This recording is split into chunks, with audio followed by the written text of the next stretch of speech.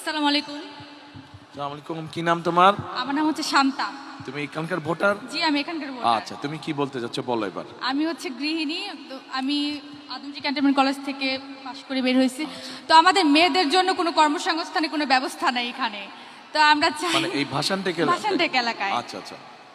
এই কি মহিলাদের জন্য কর্মসংস্থানের জি, ব্যবস্থা করা উচিত? মহিলাদের জন্য কর্মসংস্থানের ব্যবস্থা করার জন্য আর কি আপনার কাছে। কিন্তু এলাকার সমস্যা কি? অন্যরা যারা বলেছে মোটামুটি সেটাই জি, এলাকার সমস্যা হচ্ছে আমাদের মানে ক্যান্টনমেন্ট এলাকায় হচ্ছে আমরা সিভিল যারা আছি তারা মানে ভালোভাবে ঢুকতে পারি না, চলাচল করতে পারি না, মানে আমাদের স্বাধীনতা নাই। তো এটার জন্য যদি আপনি কোনো পদক্ষেপ গ্রহণ করতেন।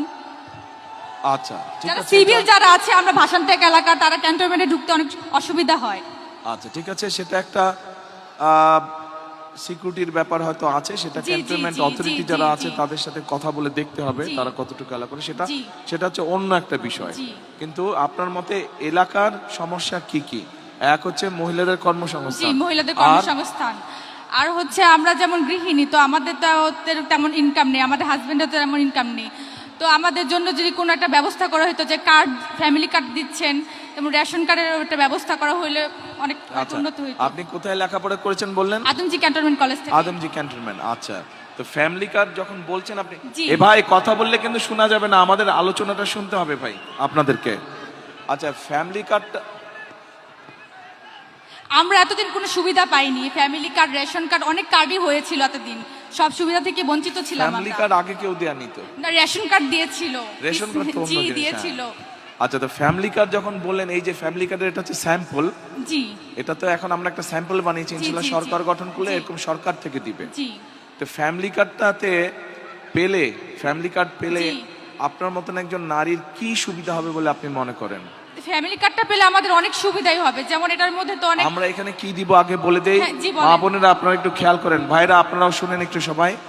এই ফ্যামিলি কার্ডটা আমরা ইনশাআল্লাহ সরকার গঠন করলে বাংলাদেশে প্রায় 4 কোটি পরিবার আছে, গড়ে 5 জনের 6 জন সদস্য ধরে 4 কোটি পরিবার সারা দেশে আছে। এই পরিবারগুলোকে বিশেষ করে ভাষান থেকে যেই পরিবারগুলো থাকেন সাধারণত, সেরকম যত পরিবার আছে বাংলাদেশে আমরা চেষ্টা করব সবাইকে দিতে। এখন এই কার্ডের মাধ্যমে আমরা একজন নারীকে, যার সংসার আছে, স্বামী আছে, সন্তান আছে, এরকম একজন নারীকে আমরা মাসে 2 থেকে 2,500 টাকা দিব, অথবা সম পরিমাণের প্রয়োজনীয় যে খাদ্য সামগ্রী আছে সেগুলো দিব। ঠিক আছে? তো আপনাকে যদি ধরেন, আপনাকে যদি এরকম একটা সুবিধা আপনি পান, তাহলে কি সুবিধাটা হবে আপনার? আপনি তো 2,500 টাকা আপনি মাসে পেলেন, অথবা 2,500 টাকার সম পরিমাণ মূল্যের আপনি প্রয়োজনীয় খাদ্য, যেটা এসেনশিয়াল ফুড আইটেম যেগুলো, সেগুলো পেলেন। তাহলে আপনার কি সুবিধাটা হবে? আমার তো অনেক সুবিধাই হবে। যেমন সংসারের কাজে আর কি, এটা মানে অনেক টাকা আর কি সেভ হবে আমাদের।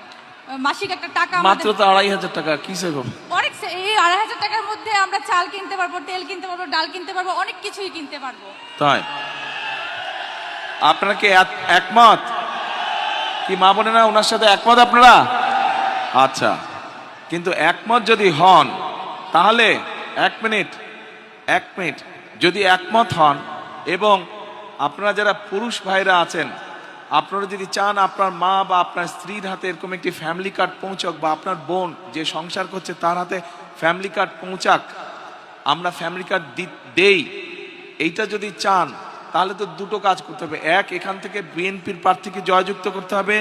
2, আপনাদের আত্মীয় স্বজন, বন্ধু বান্ধবকে বলতে হবে সারা বাংলাদেশে ধানের শীষকে জয়যুক্ত করার জন্য। ইনশাআল্লাহ। তাহলেই তো একমাত্র ফ্যামিলি কার্ড দেওয়া সম্ভব হবে, তাই না? ঠিক আছে, আচ্ছা বসেন আপনি এবার।